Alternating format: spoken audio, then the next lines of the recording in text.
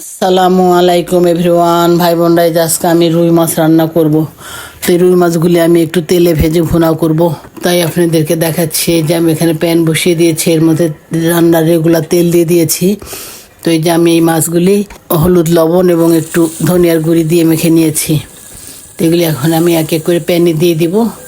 তারপর আমি একটু কড়া করে ভেজে নিব, কারণ এই মাছের প্যাকেটটা আমার প্রায় সপ্তাহখানেক আগের, তো যার জন্যই আমার একটু হালকা কড়া করে ভাজতে হবে। আর এই প্রথম যে মাছটা যখন একদম টাটকা ছিল, তাজা মাছ নিয়ে আসছিল, তখন আবার খালি ভুনা করছিলাম আমি। আর ফ্রিজে কয়েকদিন থাকার পর সেই মাছ আবার একটু না ভেজে খেলে ভালো লাগে না। যার জন্যই ভাই বোনরা, আমি ফ্রিজে যখন দেখা যায় যে মাছটা আমার 4-5 দিন কিংবা এক সপ্তাহ হয়ে যায়, তখন মাছটা আমি একটু ভেজেই ফেলি, সেটা যে মাছই হোক, তাহলে খেতে ভালো লাগে আর কি, একটু টেস্ট হয়।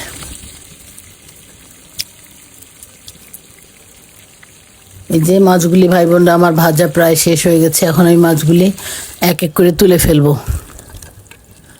অনেকে অবশ্য মাছ ভাজার সময় ধনিয়া গুঁড়াটা দেয় না, আবার অনেকে হয়তো দেয়, আমি আবার দেই, কারণ ধনিয়া গুঁড়া হলুদ লবণ মেখে মাছ ভাজলে তারপর ওই মাছটা খেতে একটু মজা লাগে, সুন্দর একটা ঘ্রাণ আসে খাওয়ার সময় নাকের মধ্যে।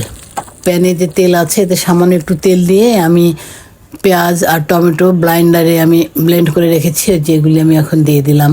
এর মধ্যে একে একে আমি সব মশলাগুলি দিয়ে দিব। আমার নিজের হাতে করা একটা মাছের মশলা আছে, সেটাও দিয়ে দিব। যে একটু লবণ দিয়ে দিলাম, একটু হলুদ দিয়ে দিলাম। এই যে আমার হাতে করা মশলাটা, জিরার গুঁড়ি এখানে একসঙ্গেই আছে, দিয়ে দিলাম। একটু আদার পেস্ট, রসুনের পেস্ট দিয়ে দিলাম।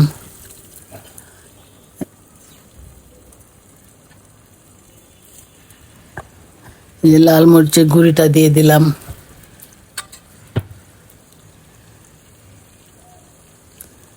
এই তো এখন আমি এগুলি ভুনাই নিব। এটা হচ্ছে রুই মাছের আর কি তেল ঝাল আর কি ভুনা, একদম কড়া ভুনাও না, আবার একটু গায়ে মাখো মাখো ভুনাটা আর কি, যেটা রুই মাছের তেল ঝাল ভুনা বলে একে। এমনি আমরা আবার খালি রুই মাছ ভুনাও বলি, তেল ঝাল ভুনাও বলি। এখন এই পানিটা আমি টেনে নিব জাল দিয়ে, এখন আমি ঢেকে দিব। মাখো মাখো যখন হবে তখন নামিয়ে ফেলবো। এই তো ভাই বোনরা, আমার মাছ রান্নাটি প্রায় মাখো মাখো হয়ে গেছে। এর মধ্যে একটু এই যে আমি তেল ঝাল বললাম, এই যে আর কি ঝাল কিছু দিয়ে দিলাম।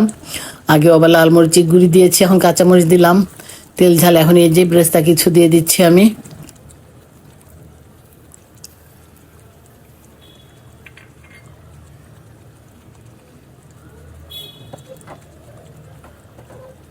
এই তো মাছ রান্নাটি আমার প্রায় হয়ে গেল। এখন আমি এই যে ঢেকে দিলাম, জালটা বন্ধ করে ফেলবো। তো এই যে ভাই বোনরা, আমার মাছ রান্নার লাস্ট লুক এটা। তো ঠিক আছে, আপনারা এভাবে রান্না করে খাবেন ভাই বোনরা, আপনাদের অনেক ভালো লাগবে আশা করি আমি। তো আমি দোয়া করি আপনারা অনেক ভালো থাকেন, আপনারা আমার জন্য দোয়া করবেন এবং সাবস্ক্রাইব ও ফলো করে আমার পাশে থাকবেন। আল্লাহ হাফেজ।